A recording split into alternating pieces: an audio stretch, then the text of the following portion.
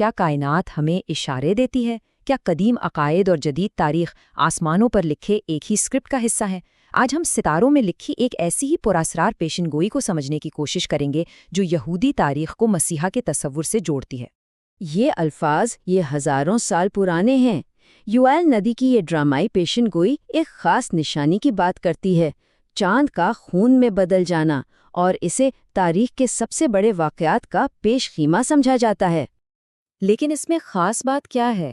یہ کوئی عام چاند گرہن نہیں ہے۔ فلکیات کے اس بہت ہی نایاب واقعے کو بلڈ مون ٹیٹراڈ کہتے ہیں۔ اس کی اہمیت اس لیے ہے کہ یہ ہمیشہ یہودیوں کی مقدس تعطیرات کے ساتھ جڑا ہوتا ہے، جس کی وجہ سے پیشین گوئیوں پر یقین رکھنے والے اسے محض ایک اتفاق نہیں مانتے۔ تو چلیے سب سے پہلے یہ سمجھتے ہیں کہ آخر کیوں قدیم تہذیبوں نے آسمان کو صرف ستاروں کا مجموعہ نہیں بلکہ خدا کے اشاروں کا ایک کینوس سمجھا۔ تو سوال یہ ہے کہ ان واقعات کو صرف ایک فلکیاتی تماشا کیوں نہیں سمجھا جاتا؟ اس کی وجہ بائبل کی قدیم تحریروں میں ملتی ہے۔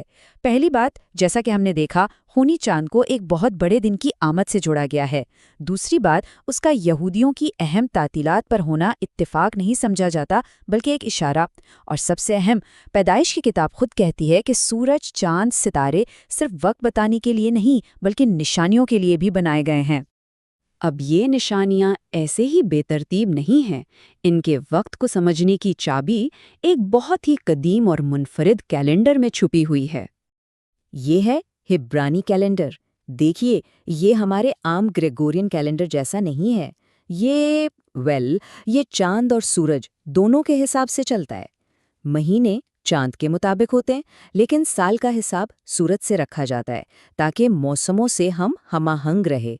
اسی لیے کچھ لوگ اسے خدا کی پیشین گوئی کی ٹائم پیس بھی کہتے ہیں۔ اور جب ہم بلڈ مونز کی بات کرتے ہیں تو اس کیلنڈر کے دو تہوار سب سے اہم ہو جاتے ہیں۔ ایک ہے فسح جو نیسان کے مہینے میں آتا ہے، اور دوسرا سکوت جو تیشری کے مہینے کا تہوار ہے۔ یہ سمجھیں کہ یہ اس کیلنڈر کے دو اہم ستون ہیں۔ اسی وجہ سے یہ گریگورین کیلنڈر سے بالکل الگ ہے۔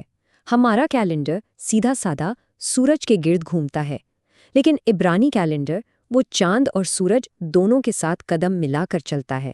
اسی لیے اس میں کبھی کبھی ایک پورا اضافی مہینہ ڈالنا پڑتا ہے، اور یہی وجہ ہے کہ یہودیوں کے تہوار ہمیں ہر سال الگ تاریخ پر آتے محسوس ہوتے ہیں، جبکہ ان کے اپنے کیلنڈر میں وہ ہمیشہ مقررہ وقت پر ہی ہوتے ہیں۔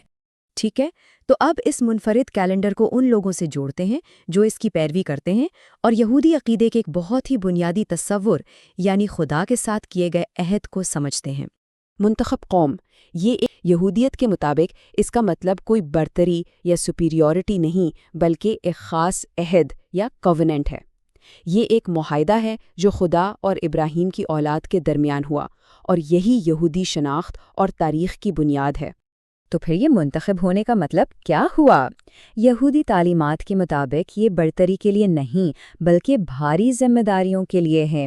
اس کا مطلب ہے تورات پر عمل کرنا، دنیا کے لیے ایک مثال بننا، زیادہ سخت قوانین کی پابندی کرنا، اور اگر وہ اس عہد کو توڑیں تو زیادہ سخت نتائج کا سامنا کرنا۔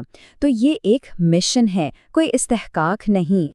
اچھا، تو اب وقت ہے کہ ہم ان سب دھاگوں کو ایک ساتھ جوڑیں، آسمانی نشانیاں، وہ خاص کیلنڈر اور وہ لوگ، اور دیکھیں کہ یہ کہانی ہمیں کہاں لے کر جاتی ہے۔ اور یہاں ہم اس پوری گفتگو کے سب سے اہم، سب سے دلچسپ نقطے پر آتے ہیں۔ دعویٰ یہ کیا جاتا ہے کہ پچھلے 600 سالوں میں جب بھی یہ آسمانی نشانیاں یعنی 4 خونی چاند یہودی تہواروں پر نمودار ہوئے، اس کے فوراً بعد یہودی قوم کی تاریخ میں ایک بہت بڑا موڑ آیا۔ یہ پیٹرن خود بولتا ہے، ذرا غور کیجئے۔ 1492 اسپین سے یہودیوں کا اخراج، جو ان کی تاریخ کا ایک سیاہ باب تھا۔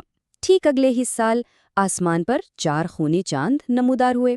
پھر آئیے 1948 پر، 2000 سال بعد اسرائیل کی ریاست کا قیام، ایک معجزاتی واقعہ۔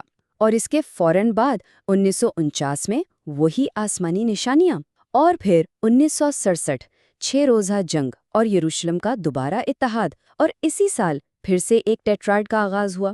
3 بار 3 بڑے تاریخی موڑ، اور 3 بار آسمان پر وہی گواہی، اتفاق یا ایک پیغام۔ اور پتہ ہے سب سے حیران کن بات کیا ہے؟ پچھلے 2000 سالوں میں یہ واقعہ یعنی 4 خونی چاندوں کا تہواروں پر آنا صرف اور صرف 8 بار ہوا ہے۔ اس کی نایابی ہی اسے اہم بناتی ہے، اور جب یہ حال ہی میں 2014 اور 2015 میں دوبارہ ہوا تو اس نے ان قدیم پیشین گوئیوں میں ایک نئی روح پھونک دی۔ تو اب ہم ماضی سے نکل کر مستقبل کی طرف دیکھتے ہیں۔ ان نشانیوں کا آخر مطلب کیا سمجھا جاتا ہے، خاص کر مسیحا کی آمد کے حوالے سے؟ کیونکہ بہت سے ماننے والوں کے لیے یہ نشانیاں صرف گزرے ہوئے وقت کی کہانی نہیں سناتی، ان کے نزدیک یہ آنے والے آخری زمانے یعنی اینڈ ٹائمز کی طرف اشارہ ہیں اور ایک مسیحا یا نجات دہندہ کے آمد کی خبر دیتی ہیں۔ یہاں ہم دیکھتے ہیں کہ تینوں بڑے ابراہیمی مذاہب ایک نجات دہندہ شخصیت کا انتظار کر رہے ہیں۔ یہودیت میں وہ موشیاخ ہیں جو داؤد کی نسل سے ایک بادشاہ ہوں گے۔